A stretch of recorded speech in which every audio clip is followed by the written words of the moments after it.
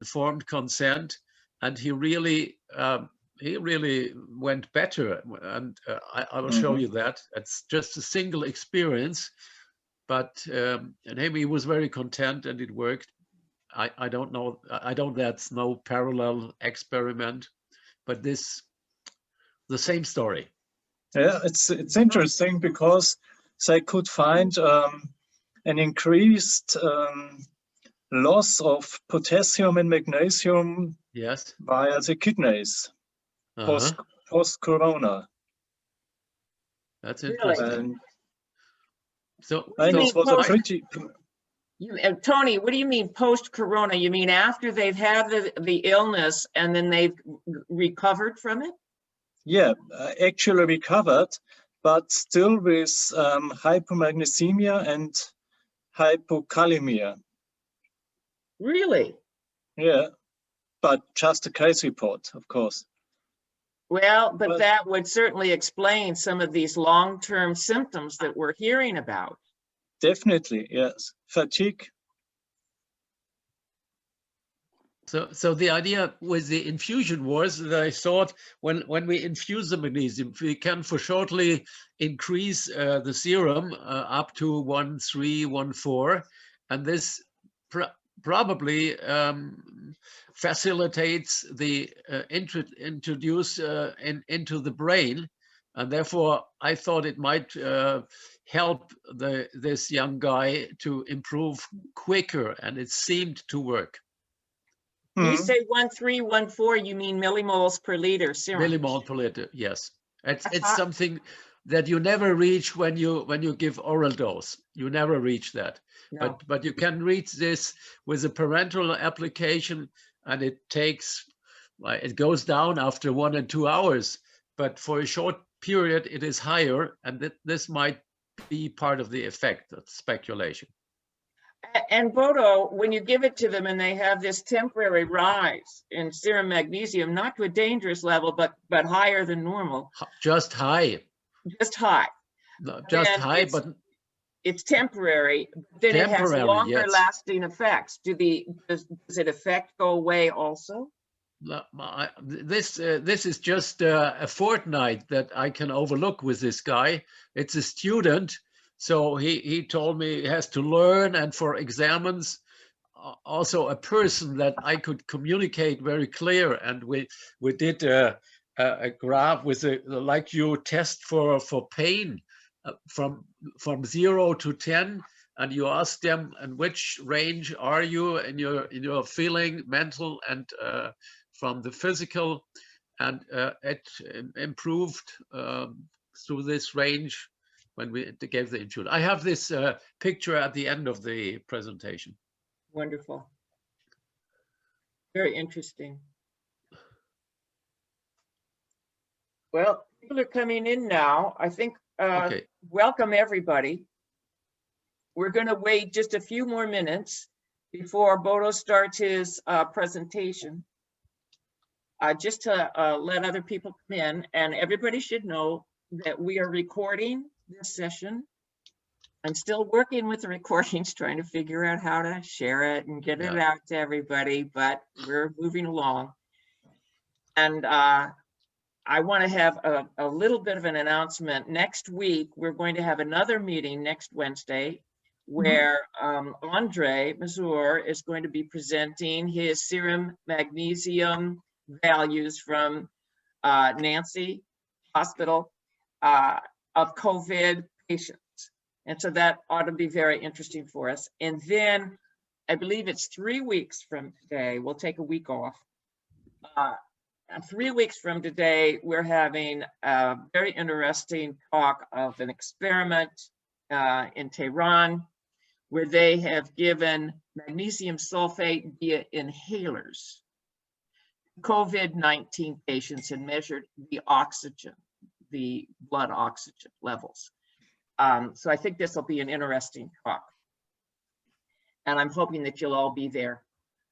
After that, we don't have anything absolutely scheduled, but if anybody has any presentation that they want to make, please just let me know and I will schedule you in. I think we're beginning to get some interesting things to try to put together. And I am very encouraged by what we're doing. And I am still working on the differences in the serum magnesium that all of our areas seem to have. And I'm hoping by March to have something to present to everybody so that we can move forward with that, to let the world know that we really need to have a standardization of serum magnesium. Okay, I think with that, I'm going to turn it over to Bodovon Ehrlich, who's going to be giving us a talk today called Paragone Now 2, Global Magnesium COVID-19 Project, Fragments and Associations on Magnesium and Corona from the Viewpoint of Primary Care. Okay, Bodo. Okay, thank you very much, Andrea. Thank you very much, and good evening or good morning, all you colleagues. I took the title Paragone, which is medieval Italian scenery. You see the painter and the sculptorist, and in former time they had discussions with each other. And as you invited me as a primary care doctor talking with you, all scientists, we have the situation somewhat like with the corona, where we have virologists, and then we have politicians, and we have a lot of media and judges talking about this, but it's not all parts of medicine. It's like this historical situation in Germany 120 years ago, Robert Koch, who detected the bacteria for tuberculosis and cholera, and on the other hand, Max von Pettenkofer, who argued that the human conditions are very important for the development of disease. And this big dispute between bacteria and condition resulted in the superiorness of Robert Koch, and everybody talked about the bacteria. We have quite a similar situation now when everybody is talking about the virus and how to surpass the virus with vaccination. And there is very few talked about the conditions that allow the virus to make the patients ill. So here I have a very personal information. This is my great-great-mother's smallpox vaccination certificate from 1859. Why did I show you this? This has been not evidence-based in that time. They did it very correct with a seal, you see. And we have also to talk about things that are not yet evidence-based, what we have to do in the practice of medicine when we treat or try to prevent this disease. So this is the official page of the Robert Koch Institute, the official institution in Germany. And if you see this pictogram, you see everything is from the general, and there's no point on the individual resilience. They even believe more to the smartphone than talking about anything of the individual situation.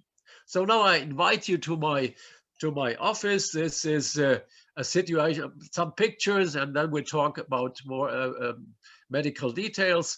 A stop and go process in Corona times. That is our entrance.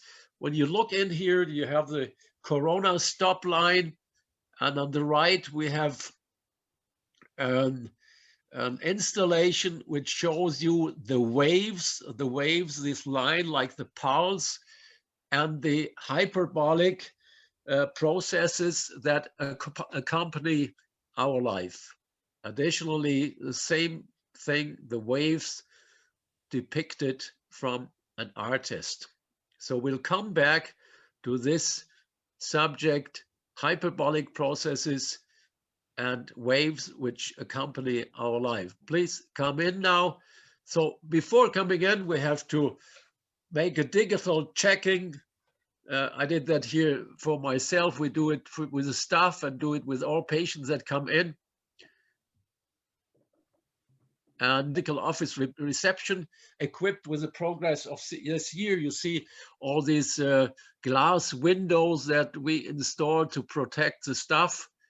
A lot of work with this, and the distancing to the staff is marked everywhere.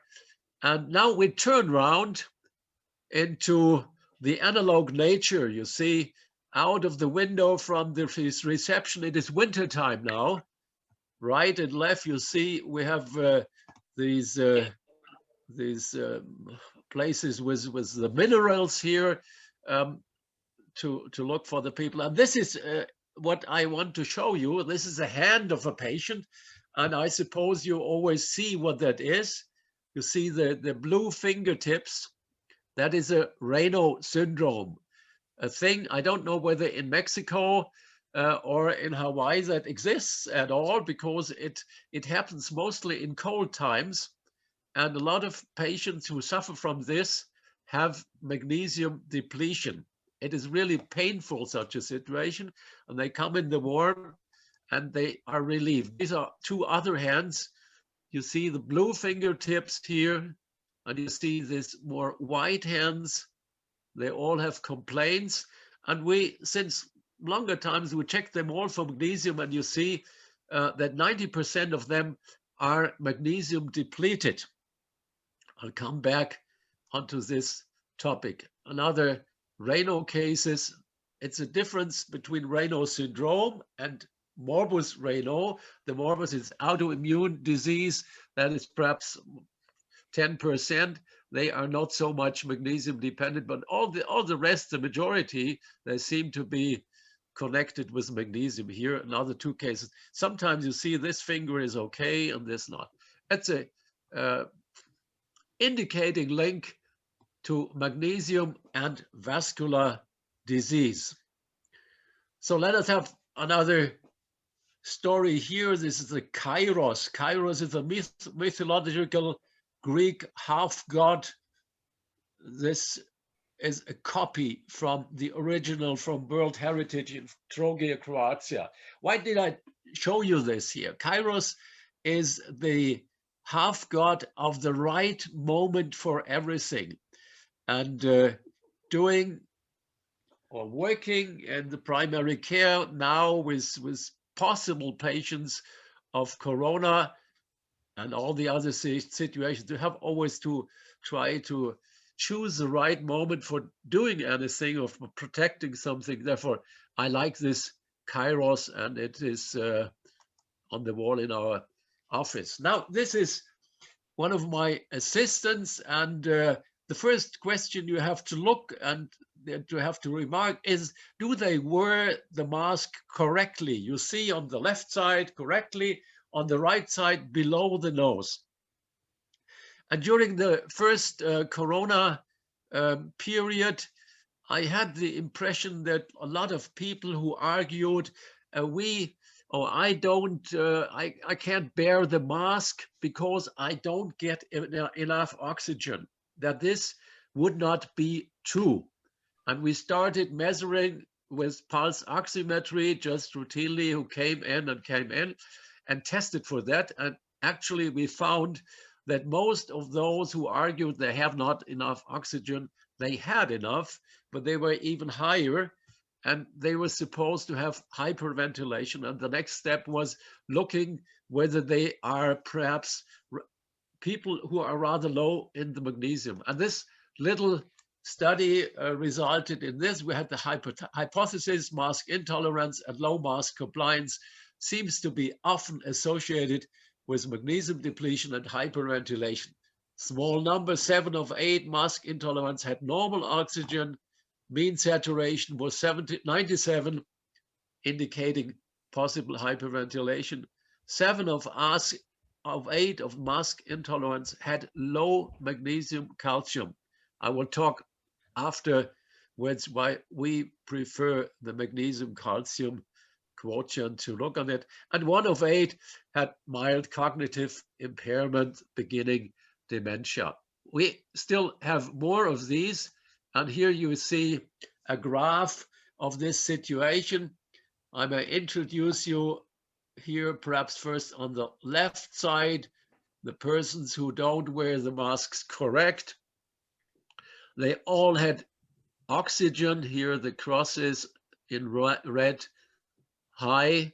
So this was normal if you take 95 threshold for the oxygen.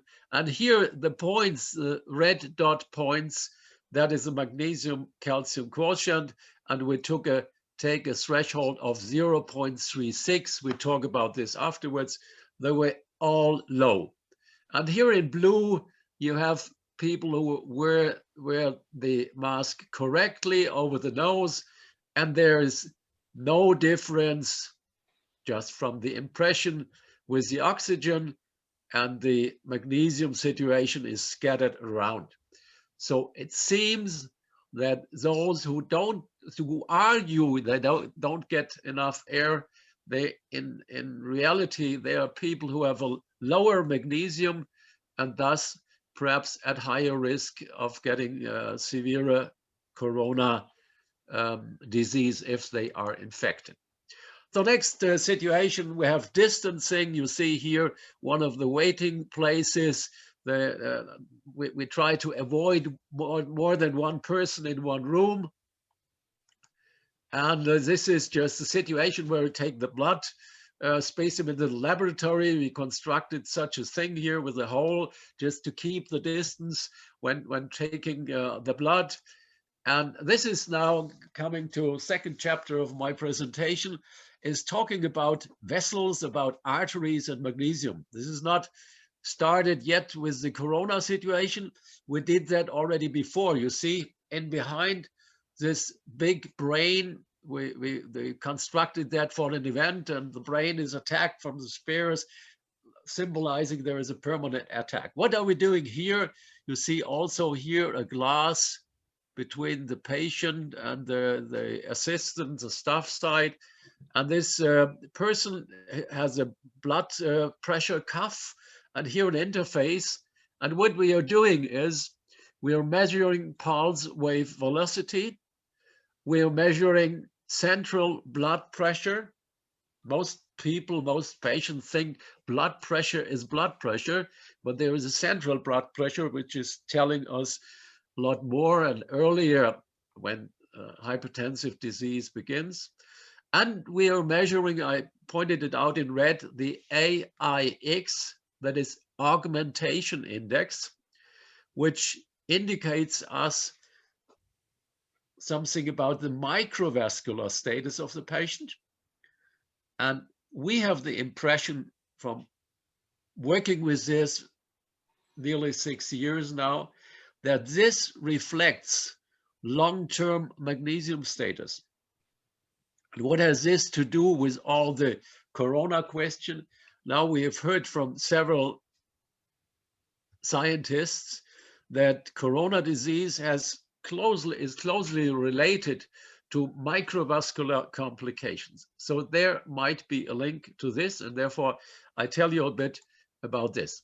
So going back to physiology, pulse wave, augmentation index, we are trying to detect elastic vessels or stiff vessels. This is the formula. Augmentation index is the pulse pressure, the augmentation to the pulse pressure multiplied with 100. And this is the curve just demonstrating this. A young vessel in blue, you see the amplitude is lower, going down here slightly up. And again, this is an elastic vessel. And if you have a more stiffer vessel of older people, then the whole pulse is going steeper up. And this part here is the augmentation. And if you put this into relation to the total heights, then you have the augmentation index, which is telling us something about stiffness and about microvascular problems. Now, this must be explained to the people, and we tell it in this situation here. He has written a sentence that has been written by Sydenham in England 200 or 300 years ago, and by Professor Schettler, my former boss in the university in Heidelberg. A man or person is as old as his vessels are. The vessels reflect the oldering. Or the old medicine rule was pulsus altus et durus. You can feel it at the radial artery. Do you understand me so far? Is that okay? Yes. Also from the velocity. Okay, the microvascular disease is the hidden disease. Here is just a photo from the heart, and we're dealing very much with the coronary arteries, but the microvascular part is often forgotten. This is back to our entrance in our office. Here you have the depicted the waves, and if they go bigger, then this is disease. The arteries get stiffer. This is arteriosclerosis. I'm not talking about atherosclerosis. Arteriosclerosis is stiffness. And finally, I didn't translate it. It's dementia and cardiac infarction or stroke. That's the complications. And what we shall do is get the patient in this early phase, which we have indicated in green, and magnesium seems to modulate that. When we influence that in an early phase, we can perhaps influence this. Okay, two main magnesium messages we want to bring to the patient. The magnesium modulates, and we get a better resonance with magnesium. I compare that in talking with patients with a shock absorber in a car. You have a bad road with holes, and we go with the car with a good shock absorber, and everything is modulated, and you go with a bad car with a bad shock absorber, and you feel all the stress of the road. This is just depicted how we can imagine this, the big waves, or with optimal magnesium, the smaller waves and slower, low and slow magnesium modulated waves. That's the idea. That's for sure an extreme simplification, but that's what we are talking about. Now, getting back to real life, this is a protocol, a pulse wave analysis protocol, which gets the patient, and we shall discuss this. This is a patient who came in the last 2 weeks to my office, first time, and he had the blood pressure. This is a blood pressure due to Rivarocci. You know, Rivarocci in Italy, I think it was in 1890, something like that. And every blood pressure measurement is the Rivarocci measurement, and 152 to 91. There are many people outside in town who walk around with such a blood pressure, and they think they are healthy, but they are not. If we look here in the looking for the central blood pressure, it is 138. This is a really sick patient. The threshold for the central blood pressure should be below 110. This is near the heart in the aortic vessel. And now looking over here, this is what you can do with every device, every blood pressure device in the supermarket. This you could do with the pulse wave analysis. And I will show you what this seems to have to do with the magnesium. That's physiology with the magnesium. I think here we are in the point. Let's look to the great vessels. That means große Gefäße, that's big, great vessels. Here you have the pulse wave velocity, which is in the red area, which is too quick. If the vessel is stiffer, then the wave is quicker. Velocity is increased. And the second here is the small vessels. And we have an augmentation index, which is 36%, which is high. And this is, to my impression, in some more than 500 patients, is very much influenced by the magnesium, saying magnesium lowers this augmentation index. And down here is just an algorithm summarizing all this. And you see here in red, that is vessel age older. This is just an algorithm which shows this is abnormal. This patient in this situation has vessels that are older than his official age. And that's what we call early vascular aging, EVA. Detecting EVA is, so we think, a possibility to link this with the magnesium. So just summarizing, AIX, microvascular augmentation index, long-term with magnesium supplementation therapy. Are we able to do a kind of anti-aging? Can we prevent EVA with this? This is the question. I cannot show you statistics. We know from a Dutch study, a controlled study with oral magnesium over half a year, that it worked to influence it. And we did it for a longer time. I show you here a patient that we treated since 5 years. You see up here, it was in 1915 we started with this method, and this is now in January this year. And what you see here is that the IIX, it started up here. I have to explain the graph. This is IIX. This is the percentage. This is the normal population going up with the age. There are 1,000 patients behind, and this is the age. Okay, you see the patient was somewhat 69 or what when he came. Now it is 5 years older, he's 75. And you see the IAX now is much better, much more to the younger people. Here it was to the older. On the right side, now I have the problem, I don't see everything, I have to make that smaller. You see, this is a very interesting point. You see that the first point and now the actual point 5 years later, there is a flat line. It is not going up like the normal aging. We have a kind of an anti-aging effect. You may say, perhaps this is just by chance. I will additionally show you all the measurements in between here. But look here, this is central blood pressure. When he came in 1915, central blood pressure was 128. I told you the limit that we know now is 110 about. And he reached 116.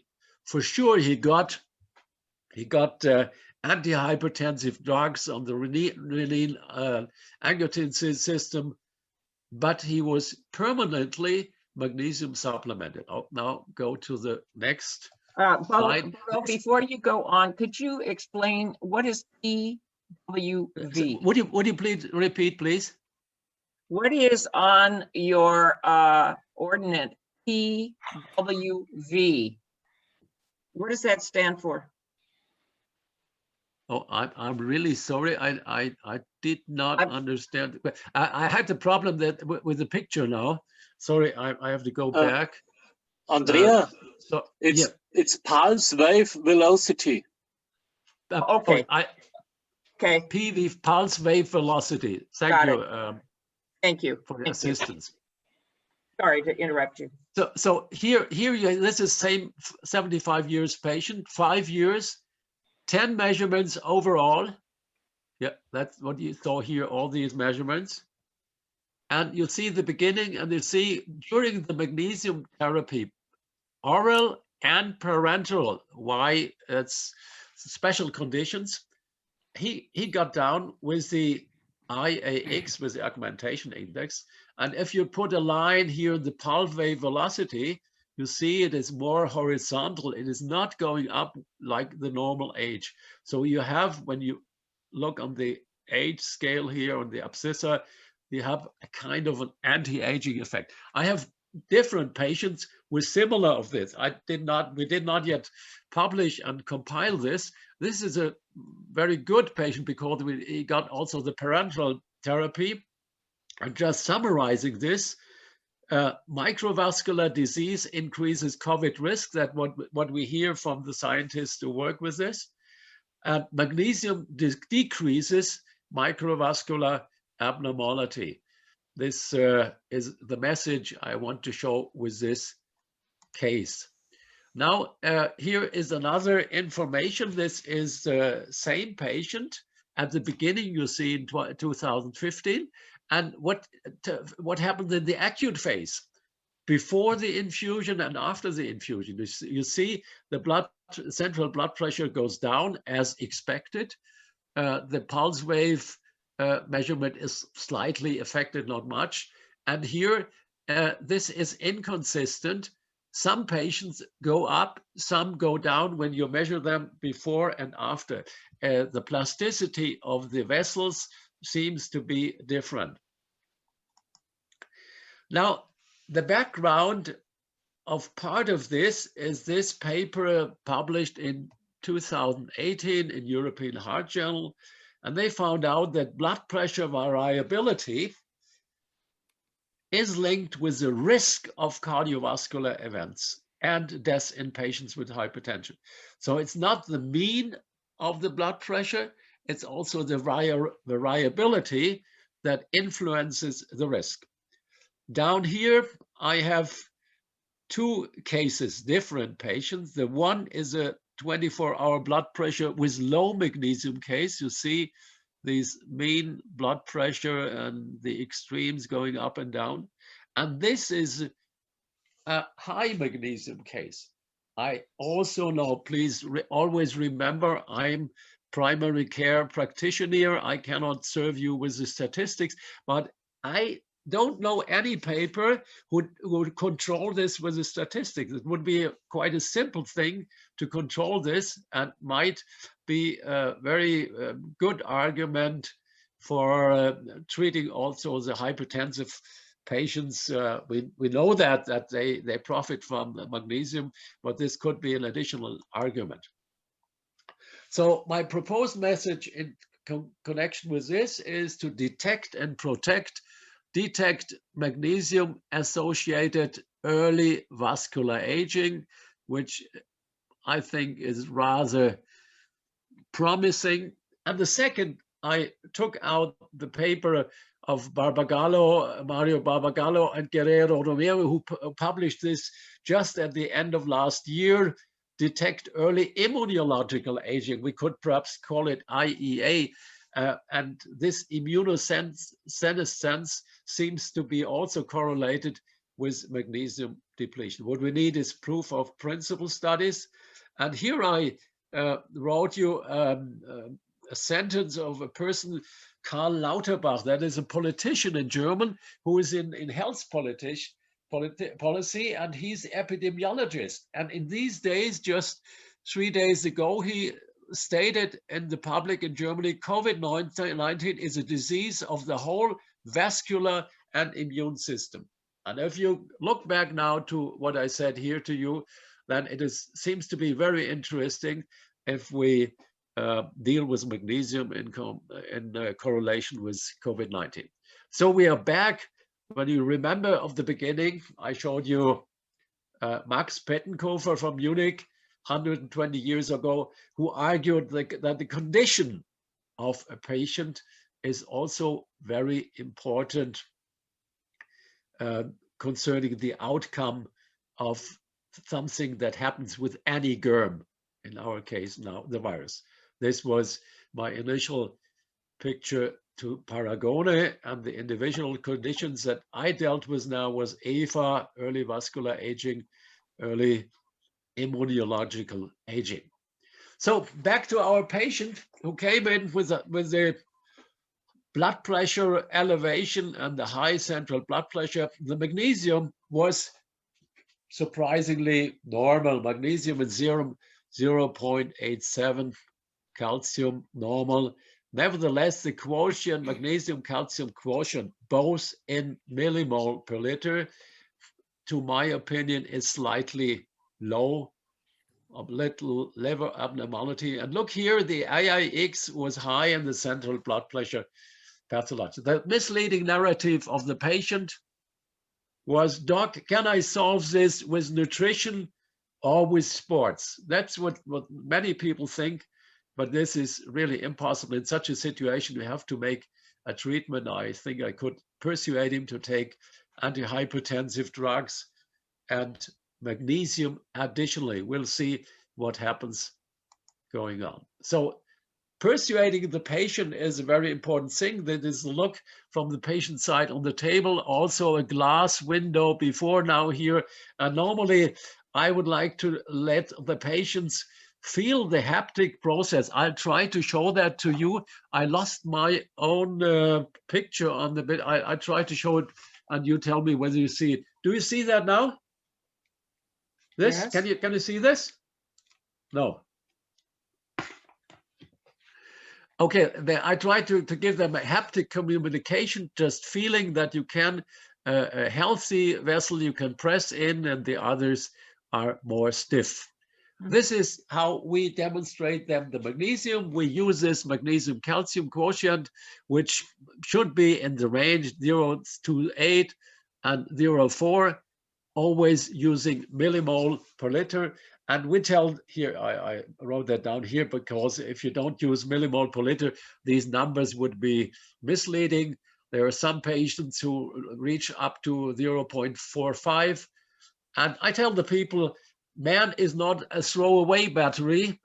It is not a cheap regrowing energy. You have to restore the energy. And in today's stressy times, it is very much necessary to support you also with magnesium if you are in this area too low.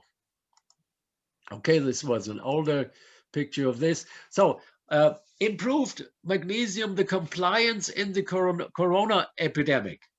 This is a 94 years old patient, diabetic, hypertensive, multimorbid, HCT, diuretic taking for a long time. You see what we measured, the magnesium in serum was low. For us magnesiologists, it would be too low and should be better. And you see what happened. I gave her 3 times 10 millimole. I don't know whether she really took it. She didn't reach a good magnesium calcium quotient, and also here. And this year now, I think now the compliance was better, and she first reached the aim. Now, going around in the office, this is our place for sonography. What are we doing in connection with magnesium? We're looking for renal stones. We're looking for aortic plaque for the heart and for the liver, for sure. In the ECG place, we're looking for the QTC, which is maybe related with the magnesium. Perhaps the heart rate variability. There had been 2 weeks ago a message that early corona infection affects the heart rate variability. I don't know whether that's true. That were only few cases, but we look for this. That's the magnesium infusion places in corona times. You see also we have the glass, and we can, you see it here, how it is constructed. It's hang up from the ceiling, and we can push it aside, and so get to the patient's arm and have some kind of protection. All the material that we need now, and indoor, outdoor. When somebody is announced with suspicion of corona, we try to treat him in the outdoor side, not getting into the office. And because this is for indoor, and for outdoor, we got some warm jackets. We have winter now. And looking out here, this surprise was 2 weeks ago. There was much snow, and we had the warming and then go inside. May I ask in between, because I hear nothing. Do you hear me? I don't see the pictures and don't hear anything. Yes, you're doing fine. You're doing fine? So yes. I don't know why the picture has vanished, and I don't want to disturb anything, just to continue talking with you. So this is the situation going outdoor for visits. You see, for the doctor, you have the disinfectant, the key, and the bag, and another bag with the blood cuff in, which must be disinfected, and what's it, the kittle, what's it, an overall, all this material. That's a bit difficult to make visits in these times, but we try to do our best. That's the entrance with a lot of information for the patients. I don't know whether they read it. And now you here have a look downtown for your eyes, downtown Kempton. And in these lockdown times, we have to dream also. And if we could look 40 kilometers eastward, this is the King Ludwig's Castle. Perhaps you have seen that or already been there. It's not so far from us. Okay, now we were looking out of our office. And here we have the paper of Stefano Iotti, Frederica Wolf, André Mazur, and Janet Meyer, which was published in last summer. They found that there is an epidemiological association between low magnesium and the drinking water and more mortality and more diseases. This very good paper from data in the USA inspired us to look in Germany, and Isabel and me, we found that here in this region in Tirschenreuth, that there was the first hotspot, or one of the first hotspots in Germany. And it is still a hotspot. This is 17th January Germany map.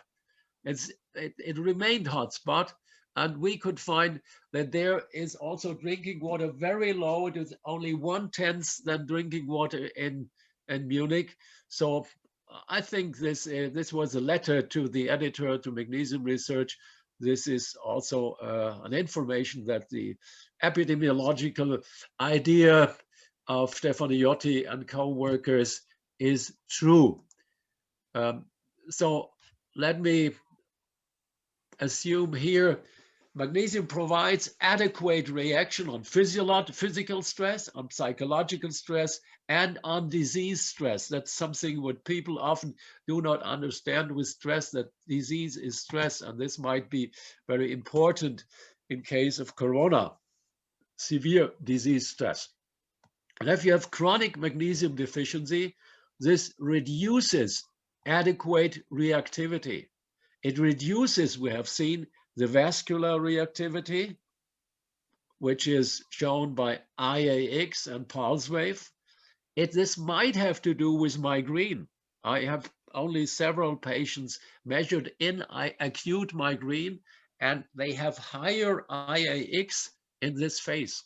It could have to do something with dementia.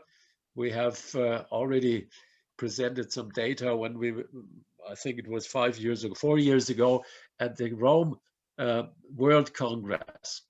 Immunological reactivity, I have no data to this, but that is what we speculate, that in the ICU and COVID-19 in post-corona syndrome, this might play a role with the magnesium. And I speculate whether also the immune reactivity on vaccination could be linked with magnesium. We have reports of patients with overreactions, with sudden heart deaths, and was it arrhythmia? Nobody knows. And if you make an autopsy of these patients, you won't find the arrhythmia. So I advise my patients also, if they expect a vaccination, which will take some time until they get it here, I recommend them take enough magnesium to perhaps improve your reactivity. So from outside of the magnesium scene, we could, from outside Paragonists, I would say, discuss the following question. Why is magnesium loading forbidden? It's not forbidden, but we may not prescribe on a prescription of the social system. And the private insurances here in Germany, they are doing mobbing against if patients present a prescription of magnesium. They try it. Why is this not necessary? Why do we benchmark magnesium to a lowest threshold? Benchmarking low, a system which is to protect for biological stress, to manage this. We need stress reserves. It's absolutely extreme, this position, lowest benchmarking for something that we need for stress reserves. So this is such a prescription. I prescribe magnesium, high dosage, zinc, and vitamin D as proposed in the presentation from Mexico, from Fernando Guerrero Romero when this was discussed. And we say to everybody, take these 2,000 vitamin D also. That is, I call it the Corona immune triple to make it simple, and the people have understood it and they do it. So staying in South America, good word to wisdom. Wisdom begins when you realize that the state will not solve your problems. That is from the great philosopher Nicolas Davila from Bolivia. I like him very much, and I think it's a very true word. So some more words to my third chapter, and the third and last chapter is oversampling and undersampling. Bayes' rule.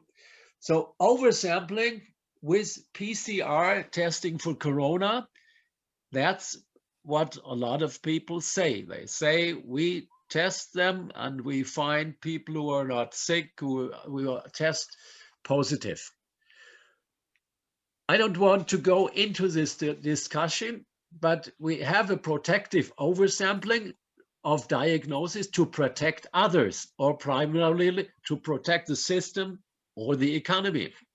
And we have quite a new World Health Organization statement from the 20th of January. I will show you that, which introduce Bayes' rule of statistics.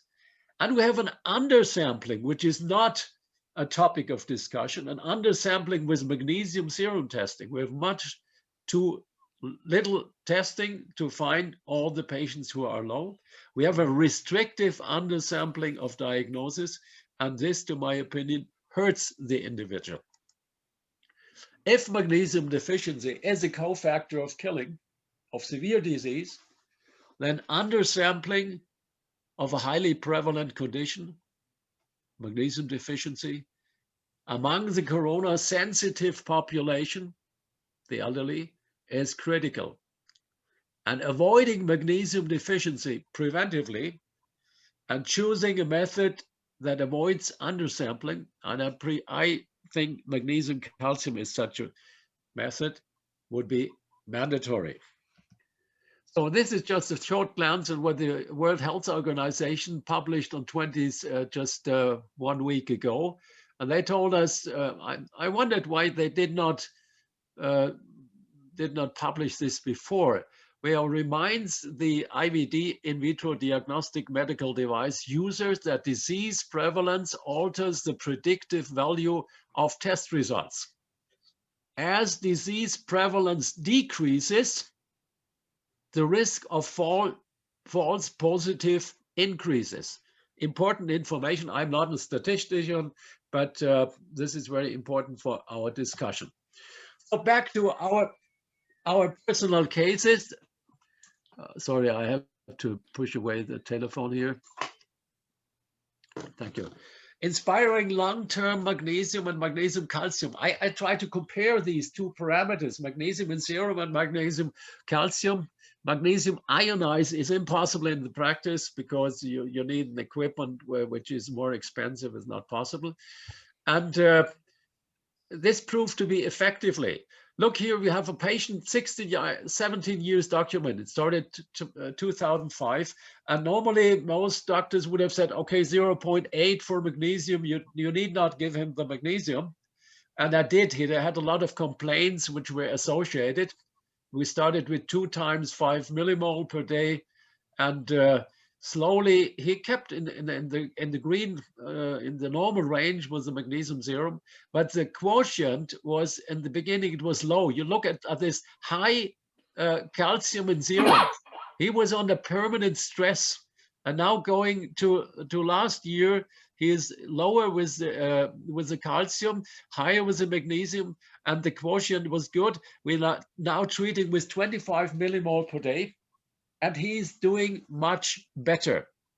I repeat the information that you have to account both magnesium serum was millimole per liter and the calcium in serum was millimole per liter to get to these quotients that I use here. This is just a handmade graph of magnesium in the serum against magnesium calcium quotient. This is a patient who's doing rather good. I have many tests over 16 years from him.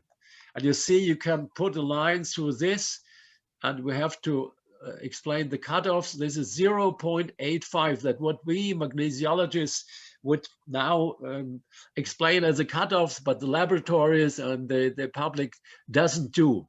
So somebody who is above this would be good. If I take the chosen 0.6, I have no great data. It's just experience while we took this 0.6. Then in this upper right area, that would be a good condition, and below it would be worse. And if you look this, you could state that it is equal, take with the magnesium in serum or taking this parameter, because both show you when it is better or not, and it seems to be parallel, it seems to be straight, so there's no big difference. Where is the advantage? The advantage is that the magnesium in serum is so much fixed in the brains that many laboratories and many doctors think 0.7 is enough or 0.75 is enough. And it is very hard discussion. Since I argue with the patients with magnesium calcium quotient, it's much simpler to argue and to make them compliant and to get them up in this range. Another 4 examples, 4 patients who did not, in spite of treatment, did not reach where you see there is only one measurement in this area, which is good, and all the others are down here. This is an interesting patient, patient with really good compliance, I'm absolutely sure, and his data are somewhat moved to the right. So I would say, regarding it from the magnesium in serum, he's worse, but he's better regarding from this parameter. I don't know what is the sense. I just found this interesting fact. Looking here, perhaps that's some micro or some transporter problem which can be detected by such a reflection. I don't know. I just can speculate. So 2 questions for magnesium and calcium. Is the quotient useful? I do think it is. Is it closely related with magnesium deficiency symptoms? It is. And above the 0.36, most people don't have magnesium deficiency related symptoms.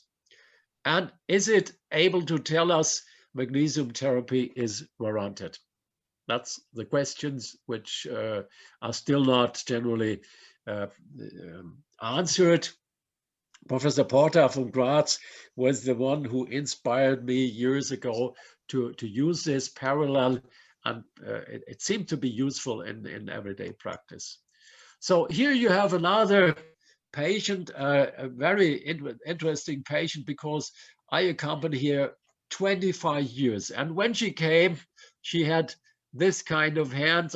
This is not the true hand 25 years ago. I had no photo at that time. But she came with a Raynaud syndrome and with a lot of complaints. And she had a zero magnesium of 0.75 in 1996.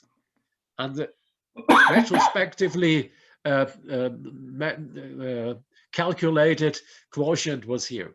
So summarizing all this, we started with 2 times 5 millimole magnesium, multiple complaints, and she was non-compliant for years. We reached 0.82 in 2014, 3 times 10 millimolar. Finally, she started to be compliant because she felt better. The hands were better in winter, stomach was better, general feeling was better. And see what happened. She was above 0.87, above 0.85, and she did very good in the quotient. And now we are, since long time, 4 times 10 millimolar, which is really high. And I controlled that patient for sure, kidney function and everything. And they're all associated. Another interesting thing, we have the pulse wave from this lady who is now 49 years, started 25 years ago, and she's in the IAX, she's younger. We have also in her, it's not the same patient I showed you before, in 22, she's younger and has this very low IAX. So it might be an effect, I cannot prove, but it is associated. This is also something I wanted to show you. It's a magnesium eponym. You know, an eponym is just a name of something about everyday life, which is connected with magnesium. I call it the talk show sign. Talk show sign is the eyelid twinkling, which is often in patients with magnesium depletion. I saw it in a very prominent patient in the German talk show years ago, and I wrote him a letter and thought you may ask somebody else and take the magnesium. You have a magnesium deficiency. And a month later, you never get normally a letter from such prominent persons. I got a letter and he told me he was much better. So the talk show sign was true. It was eye twinkling. It was magnesium depletion. So comparing and inspiring was a signe d'omnibus. I think that our French colleagues know that was a sign of is it Louis syphilis in English? I don't know. Which when the eyelid hairs at the side fall away. So Goethe told us already, you only see what you know. So seeing the talk show sign should always let you think this is a magnesium depletion. You can see that during the everyday life. I have no film of this because it's very, or no picture. It's very difficult to photograph that. It's in the eye twinkling when you press the camera, it's already finished. You have to know it and you know what I mean. So final 3 or 4 pictures. These are cases of post-corona syndrome. 2 young people who passed the corona in December. And this first 31 years student, I for sure looked for the magnesium. It was not bad. It was 0.87. But he came because his complaint was fatigue and mental fatigue and physical fatigue, and he couldn't learn as student. And what we find was a low vitamin D, and IAX was high, vascular age was older for this young person. And we started with vitamin D and oral magnesium, and it didn't improve much. So I got an informed consent, and I told him we'll try magnesium infusions, 8 millimole each, and we did that for 3 times. And this is just the score that we did within a graph score from 0 best, 10 worst condition, analog scale, and the patient went definitely better, as he said. He was really content. We had just these 3 infusions. And preliminary discussion, I already said, we increased the magnesium status in the arteries above the normal level. You cannot reach this with oral therapy. So it worked. It does not prove, I know that, but it is a possibility, and we will contact this young patient further on how he does. Another patient with post-corona, also fatigued, tired, and really not good. He had low magnesium calcium, also magnesium serum slightly below the 0.5, and he had typical lid twinkling. I told you the eponym just, he has cramps, he has sleep disorder. This patient also sleep disorder after magnesium therapy, everything better, and we treated him orally in the same way. Now, finally, 4 patients, elderly, who suffered from corona. And you see, it's all patients with the age of risk, 79, 70, 86, and 79. So what happened? All the patients were magnesium supplemented, and I know them for a long time, hypertensive patient, and his wife also infected. This patient was very good in magnesium, 0.89, quotients very good. Last magnesium in October was 0.96. In December, he got the the corona infection. Yesterday he was in my office and he went well. His wife, I don't know what her values had the corona 22 days longer than him. Case, not more. Another 70 years patient, she was low in magnesium. In spite of treating, she recovered rapidly. I gave her magnesium, zinc, everything as I mentioned, and vitamin D, but she relapsed, but finally recovered. 86 years of patient, high magnesium, hypertension, multimorbid, without complications. Zinc was low, supplemented. Vitamin D was good. That didn't get in everything.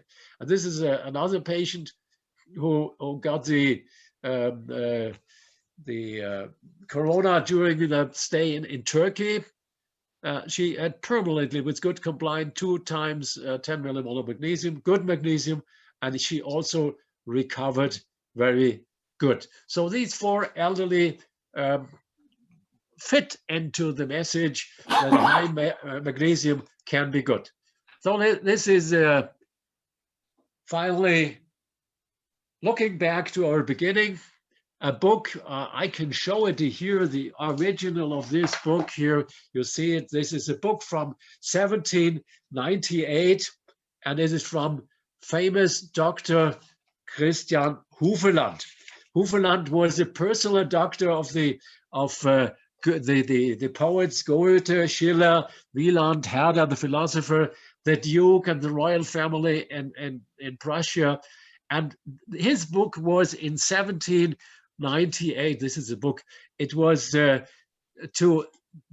the art of prolonging human life. It was one of the first who was reflecting not only of treating a disease, the art of prolonging human life. And this is just the bow that I want to produce for you from our beginning of our discussion with Paragone. And I thank my team and thank my cooperating friends for working with me. Here it's 2 pictures out of the region when it's sunshine. And I say thank you to you with a greeting that I do with my patients. We cannot shake hands now, but I say them in the Rheto-Roman language. 2,000 years ago, the Romans were here in our region, and in Switzerland, they still talk this Rheto-Roman language. And tener ils mans daludas means folding the hands to praise our next and the Lord. And I say that to you. And for our Italian friends, if they are still here with us, teni la mans aluda. If you come to Val Gardena, to Gröden, in this fantastic area, it is the Ladin language the same. Thank you very much to everybody. Thank you. Thank you. How do I so get much, out? Bodo. Thank you very much. This is now open for discussions and questions. I'm sorry, perhaps I talk too much. No, it was a lot, Bodo. It was a lot. Yes, Fernando. I have some comments, Bodo. It's a really interesting and really fantastic presentation that you have made now to Thank us. you. I have some interesting questions about the quotient magnesium calcium. I think that it could really explain the severity of a COVID infection, and also can be related with hypertension and hyperglycemia, that is a comorbidity related with the severity of disease. Fortunately, we'll have tomorrow a meeting with colleagues working in Mexico City that have access to a database of approximately 2,000 patients with COVID, with all the outcomes possible, from healthy, absolutely healthy, to death. So we will really hope that this information about magnesium and calcium is in this database, and really we can do an analysis, quickly analysis about these relations related with the severity of infectious disease by COVID, by the SARS-CoV. And maybe we can add some data related with your presentations. Also, this this is about the quotients, magnesium, calcium, but I don't think, I disagree with you about the adequate use of masks. I think that this use of masks is most related with education, cultural background, that with ventilatory functions. Yeah. However, the idea is very interesting. In Mexico, you know, we have, we are the second place worldwide in obesity. So we have a lot of patients with extreme obesity. We can do also this focus in obesity people and the use of mask to measure the oxygen saturation and correlate it with use of appropriate use of mask or not. Yeah. But really, you have interesting data. Particularly, we are interested about the magnesium calcium quotients and in people with COVID. Thank you so much, Bodo. Fernando, thank you very much for this comment. You're absolutely right, just beginning with the last with the mask. This is just a small section of patients, and we had no really adipose patients among these. And you are absolutely right when you say there are also others who really suffer with the mask and have a lower oxygen. I'm sure this exists, and you're true.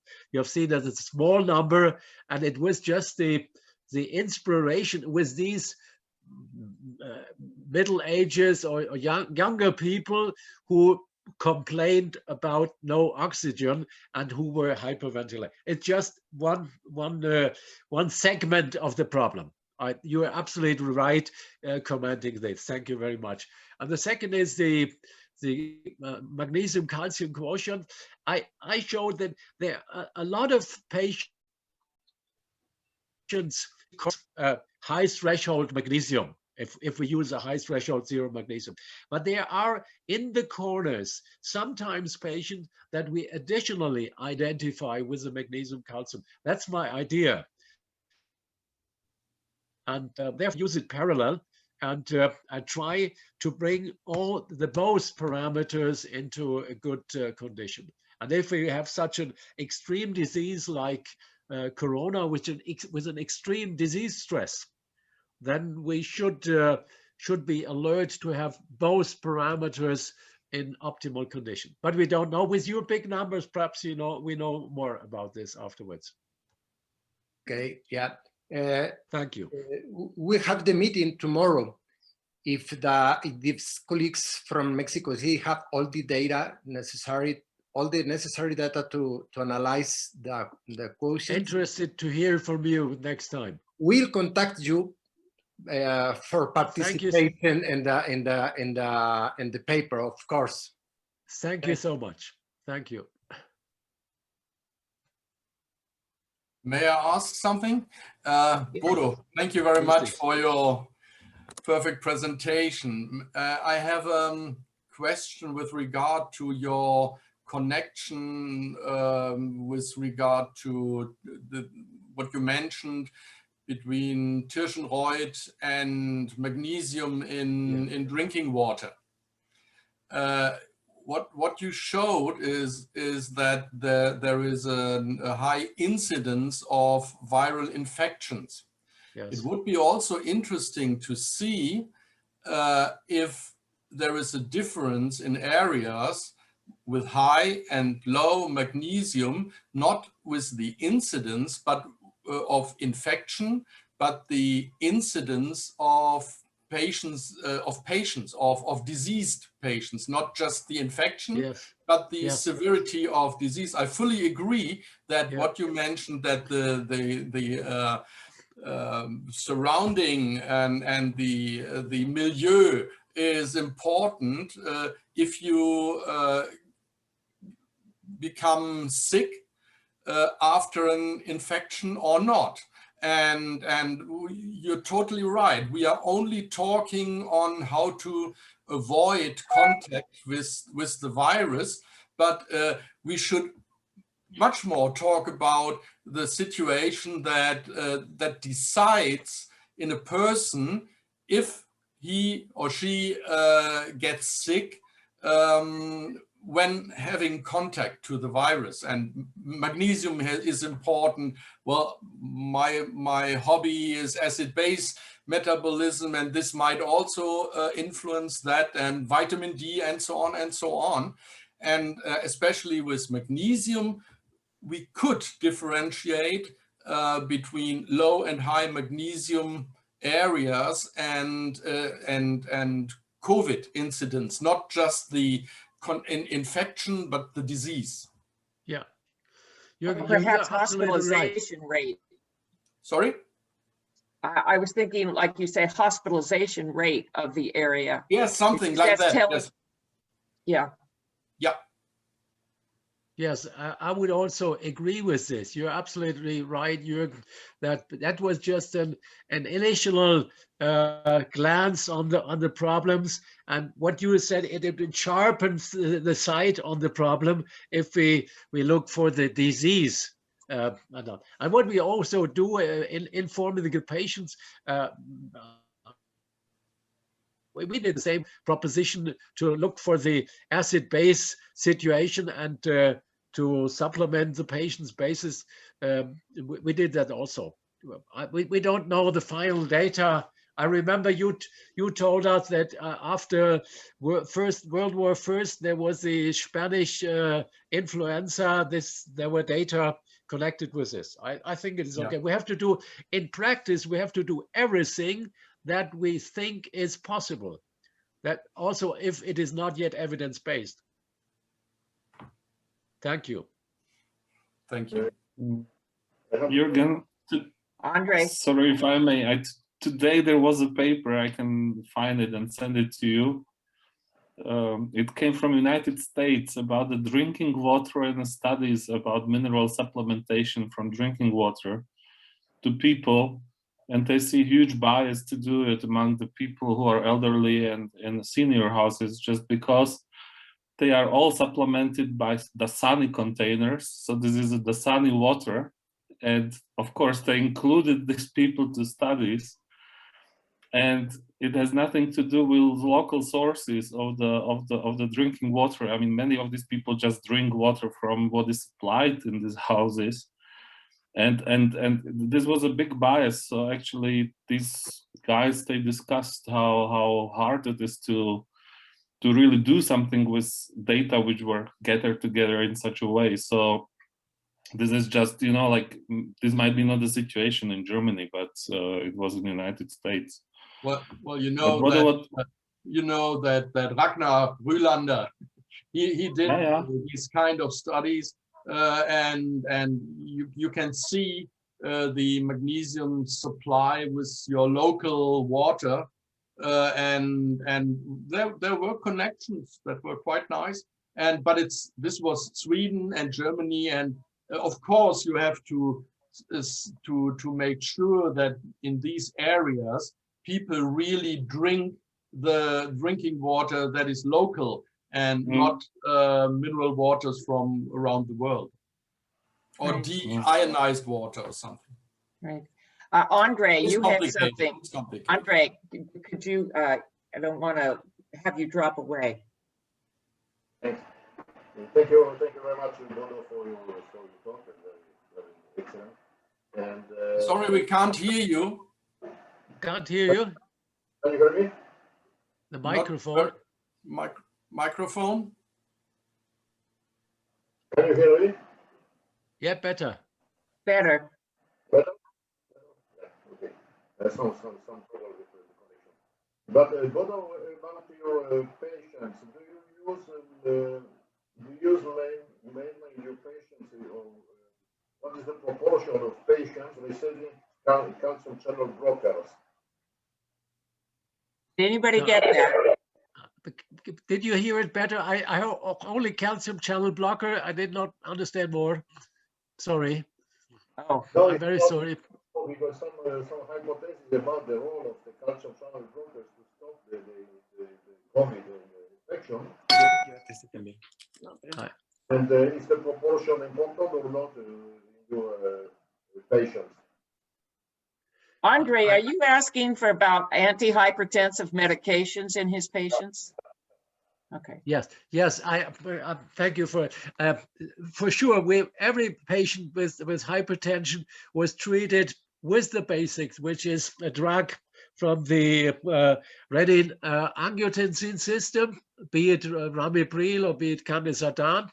And if this is not sufficient, the second is amlodipine, calcium antagonist. But working on the pulse wave is only these two groups. It is the diuretics and the beta blockers do not work on this vascular parameters. So we focus on these two groups, that is renin-angiotensin system treating antihypertensive, and everybody who has hypertension was treated with this. Yes.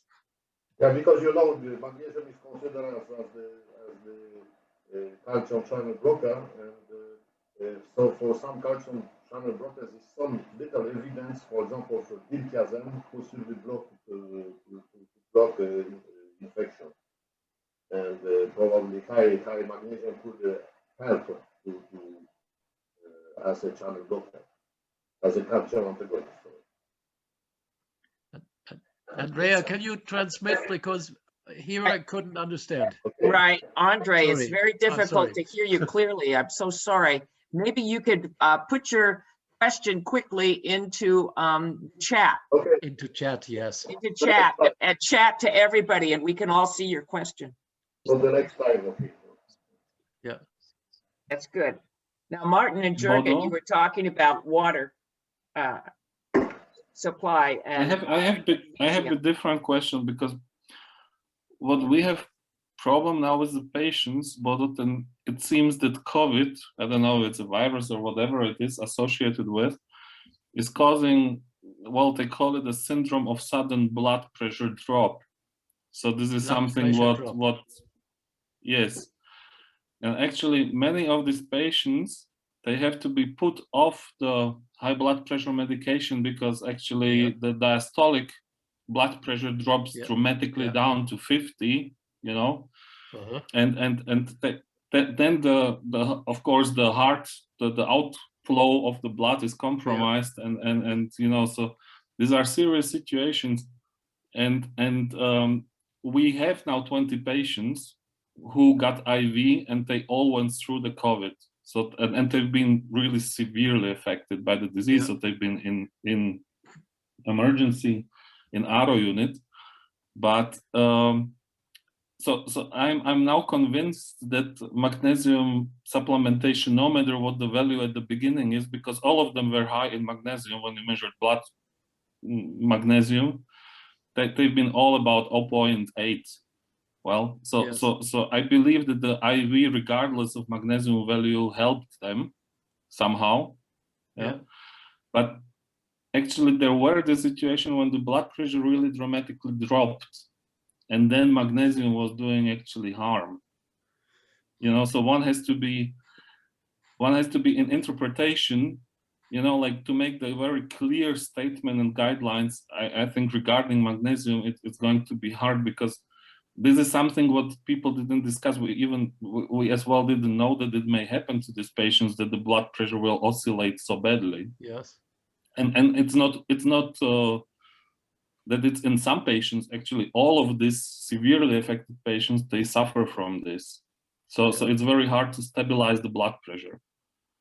Yeah. So this is something what maybe in patients in with mild course of the disease, it's fine to use magnesium with not big thinking about, but in hospitalized, in the severely affected patients, well, I believe it helps because all these IV patients, they got of the disease, but blood pressure has to be monitored at least. Well, actually, what our doctors did, they kept the IV regime the whole time, but they put them off the antihypertensive medication. Antihypertensive drug. Yes. Yeah. Yeah. It seems to me that when Martha and Fernando and Claudia start getting all this serum calcium and serum magnesium values of COVID patients, and if they can calculate either the molar or the weight ratio of the magnesium to calcium of a large number of patients, and also Andre's going to be presenting next week. Jeanette is gathering data on this. Of course, Martin, you are still in the process of doing it. What we're going to need is large amounts of data of actual patients and the severity of them, measuring not just the serum magnesium, but this quotient in addition to it, see if that's telling us anything more than just the serum magnesium. And if it's telling us something with the antihypertensive meds and the NOT and the blood pressure and stuff, whether magnesium in a severe COVID-19 case is having an impact on the outcome of the disease and the ability of the patient to come through this disease. In other words, the resilience that Bodo was talking about, he is suggesting the magnesium status, the overall magnesium status of an individual gives to a person.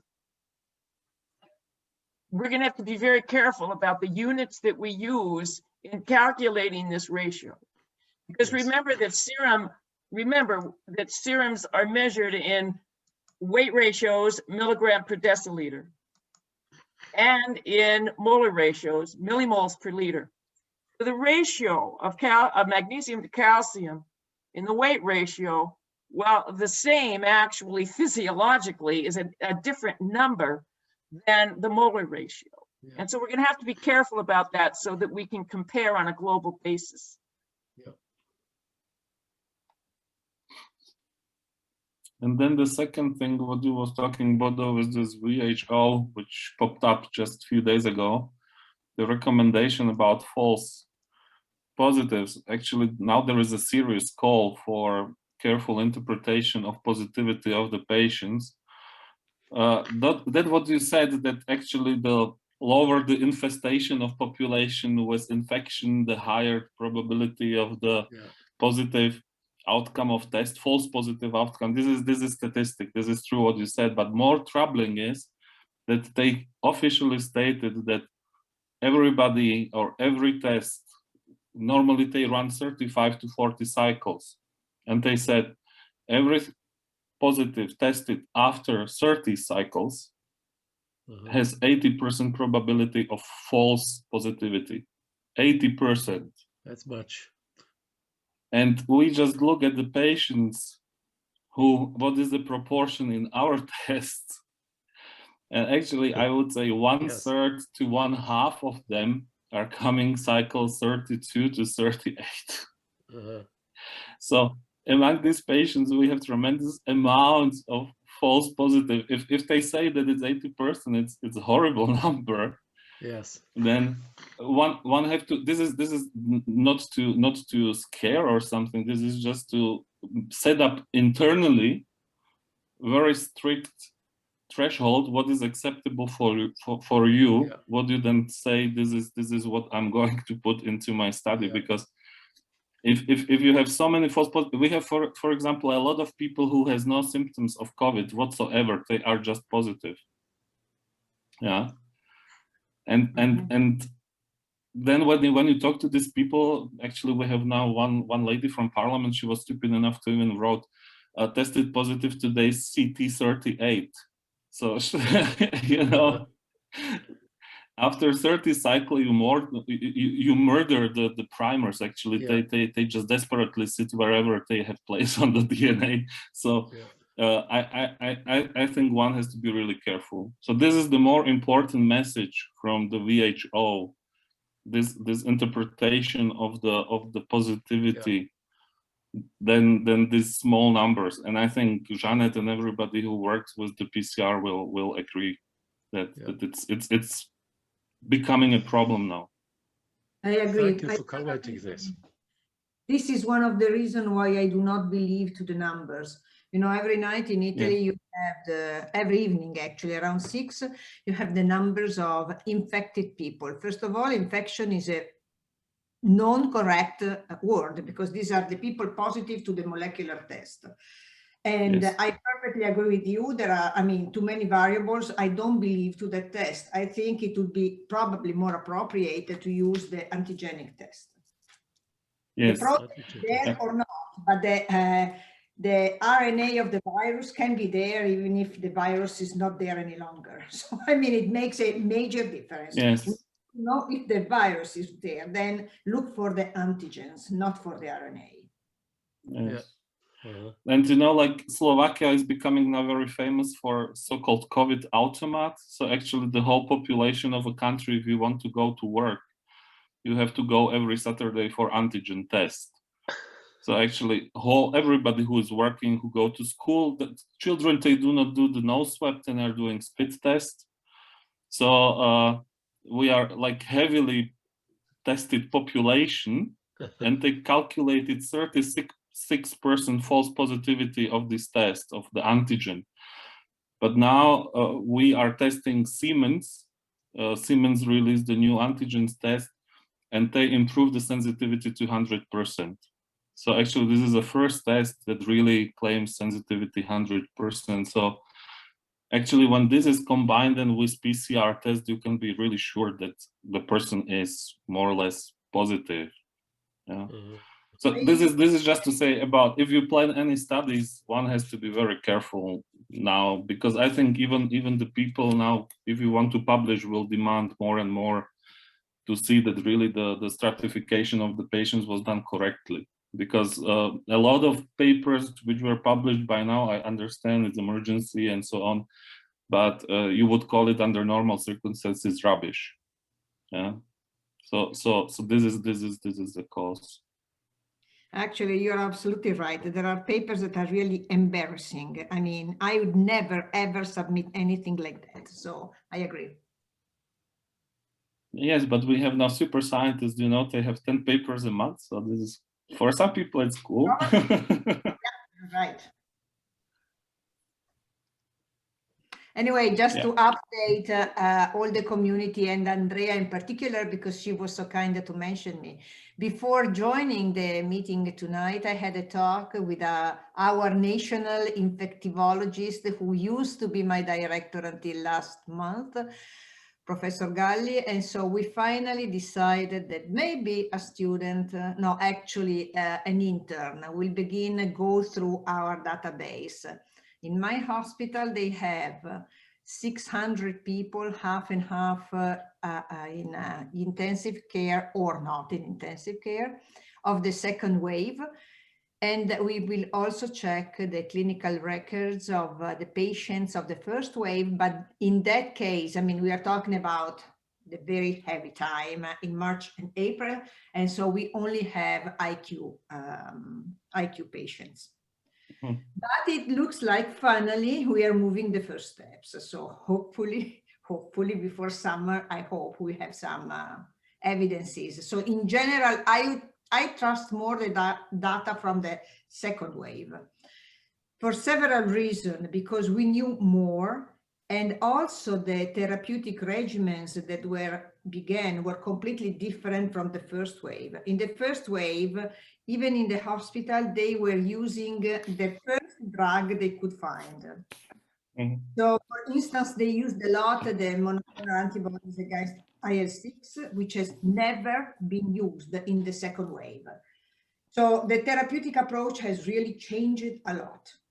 So I believe that our second wave population will be much more interesting than the first one. And on the therapy now, there was a paper quite interesting one. I mentioned already about this last stent protocol. And, you know, like in Europe now, there is a high demand for ivermectin. So everybody wants ivermectin. Everybody has it at home just in case. But in case you do not have ivermectin, there is another drug which is very strong inhibitor of STAT3 signaling pathway and interleukin-6 signaling.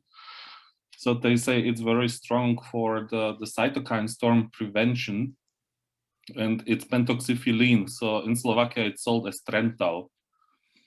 And this is long years tested drug. It's used to thin the blood, you know, for the diabetic patients, and as well it's used in patients with neuropathies. So you know, the peripheral one. So but it's very, very strong anti-inflammatory properties. So this is one of the key components of this last stent protocol that they are trying to use for people who has very poor, you know, the expected poor outcome from the hospital.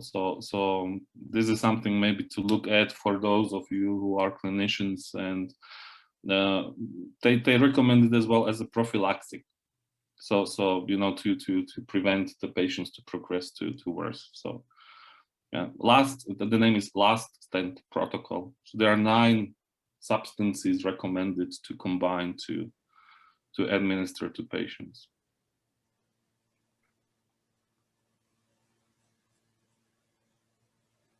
Well, that was really a great discussion.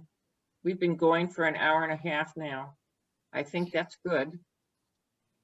We learned a lot today, Bodo. Thank you very much. Thank you, Bodo. Thank you very much. Absolutely, really good. We want to wish Claudia and Fernando and Martha our very best wishes at your meeting tomorrow. We're excited about you gathering us. Let us know if there's anything we can do to help. Thank you, Andre. And I hope that we'll be able to hear you better next week. Andre is going to be presenting for us next week the serum magnesium values they have of the hospitalized COVID-19 patients at the hospital. I hope to improve the connection. I know it's better probably now. Yeah. Yes. Well, if you want to, anytime during the week or stuff, just connect me and we will test it and make sure everything's okay. So I'll be here. And and I want to I appreciate everybody coming in, everybody's thoughts. One thing, Bodo, I just want to mention, I'm going to volunteer somebody here. Michael Plessett is a statistician at C.M.E.R, and he's excellent. Absolutely excellent. And so I would like to connect you with him, because he always takes care of my statistical questions and gives us a quick, good answer and lets us know if it's worth going on or not. I want to thank Martin for all of the concepts, and Jeanette and everybody for coming in. I want you to know that I have recorded this, and I will try and get this out for us, because this was an important discussion for us to have. Remember, next week, we have another meeting next week, and then we have a meeting 3 weeks from today also on COVID-19 and magnesium. So I'm hoping after that we might have more data coming in from Mexico. I would think sometime in March you might have something to kind of bring us an update. And I appreciate everybody's input. Are there any other announcements or comments or discussion at all? I don't want to cut anybody off. Okay, we're all good? Thanks, bye. Thank you, Bye. goodbye. Thank you so much for coming. Take care. Thank you, bye. Goodbye.